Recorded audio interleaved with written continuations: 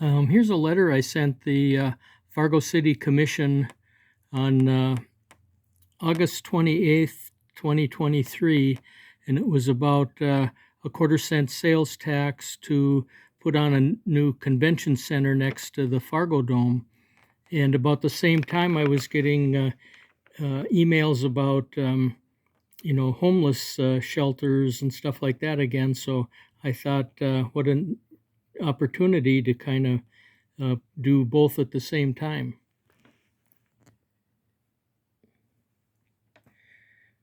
36 years ago, when the Fargodome was first proposed, I thought it was too expensive and we could put that money to better use to help homeless, and boy was I wrong. On Saturday, I was at the Pink concert and was so moved by 20,000 people singing in unison to all her famous songs and watch her fly high near the ceiling throughout the dome. You could feel the love the crowd had for her and she had for us. It kind of choked me up. None of that and a million other moments of enjoyment would have happened if I had my way back then and the dome would not have been built. Yesterday I looked at my email. One email was Fargodome Reimagined, and near it another email that said FM Coalition to End Homelessness. It got me to thinking about all those years ago when I struggled with how to justify all the money spent to build a dome with so many social needs that could have used the money for things like helping the homeless. Now, 34 years later, here we are with about 1,100 homeless people in the FM area every day. Why can't we have both, a reimagined Fargodome and a reimagined end to homelessness? No, I'm not suggesting putting homeless people in the dome. I'm suggesting that we add another quarter-cent sales tax to the quarter-cent the dome is requesting and adopt a housing first system to cure homelessness and give people homes as soon as they need them. We could use the money from the additional quarter-cent sales tax to find a tax pool so that we become a co-signer on a lease.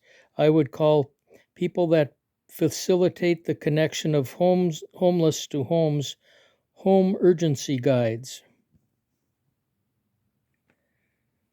or hugs for short. I could imagine this working by helping people in 3 different situations of housing insecurity. 1, those that are about to be evicted for non-payment of rent. 2, those that are recently homeless and consider themselves temporarily homeless. And 3, those that are chronically homeless, usually due to drug, alcohol, or mental illness. There may be a small number of homeless in another category, those that choose to be homeless and want to remain in that lifestyle. I would prefer to call them urban campers rather than homeless.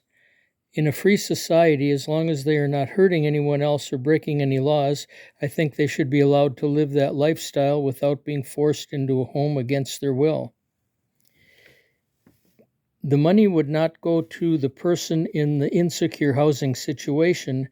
It would go directly to the landlord to pay all or a portion of rent as needed. When one has a home, they have an address they can put on a job application. When one has a home, they can take a shower and wash their clothes and smell and look clean for a job interview to be around other people. When one has a home, they can take pride in themselves and look people in the eye and have a positive attitude and have a much better chance of getting a good job and becoming a contributing member of society and maybe someday self-sufficient. Self-sufficient enough to give hugs to someone else. This separate sales tax would generate about $8.5 million a year.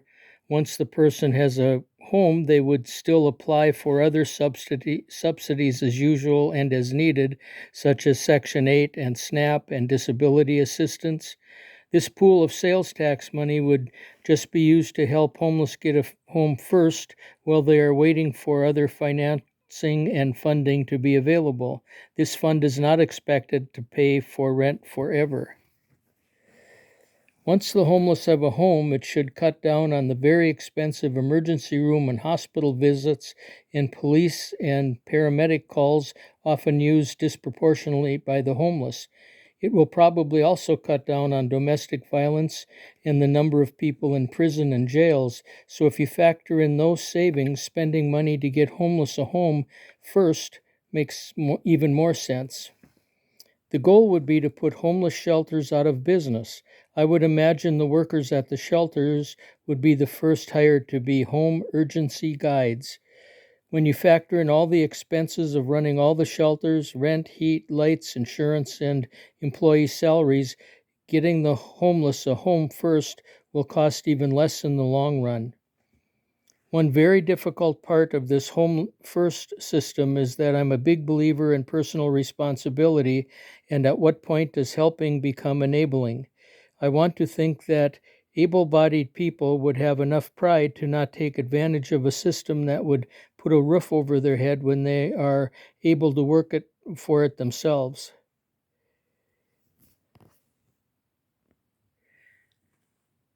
Please put this sales tax to a vote on December 6th and vote yes and end homelessness once and for all. Sincerely, Mike Ellingson. I've been lucky enough to have a home on 2nd Avenue South, Fargo, North Dakota since 1957. Here's the very nice response I got from Mayor Tim Mahoney. Mike, thank you for your thoughtful email. We already have a lot of money invested into Housing First for our homeless. We have placed recently 44 people in housing. We also work with the state on rent assistance. We're looking at some new approaches to the homeless with mental health and medical clinics. We know we can make the experience better at the Fargodome. We are also coordinating the efforts of many of our nonprofits. We will continue to look at ways to improve our management. Thanks for your thought-provoking email, Mayor Tim Mahoney, Fargo City Commission. And so that was in August 28th, 2023, and the sales tax vote failed, and they're now doing a bond to pay for the new convention center, which I think is just fine. But I read this to just kind of point out that this, homeless situation has been going on for many, many years, and it seems like there's got to be something we can do. It's so painful to see people living on the streets and trying to exist that lifestyle. And one of the reasons that I'm kind of passionate about all this is that I had a great uncle who was just a real quiet, kind, sweet kid on the farm, and he was drafted into service and saw horrible things, and he came back and was just a mess, and he was drunk all the time, and drunk or sober, he was still a kind, gentle guy, but he ended up freezing to death behind a bar in Bemidji, and I often wonder if there were more services if he'd be around today. The other thing is my parents told me that when I was a little baby that they were homeless for a while, and this lady let them live in the garage.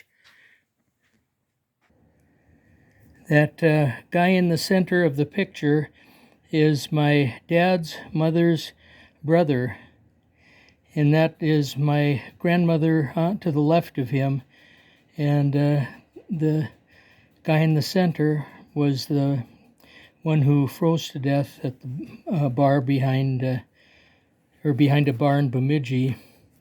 I'm up here on the 3rd floor, and here's a picture of my dad and mom when they were, very young, and I was just an infant, and I had no idea about them, living in a garage. And I asked about that after he told me that.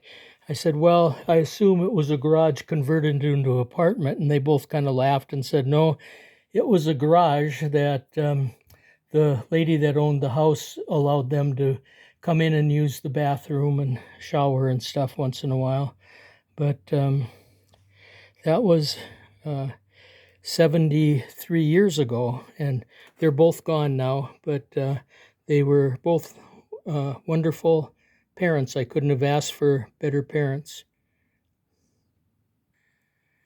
And up here on the third floor is kind of it's hard to call it a man cave when I've got twinkle lights on the ceiling and umbrellas. But anyway, this is where years ago my brother's ex-girlfriend and her new husband had tried to make it in Phoenix, Arizona, and things did not work out.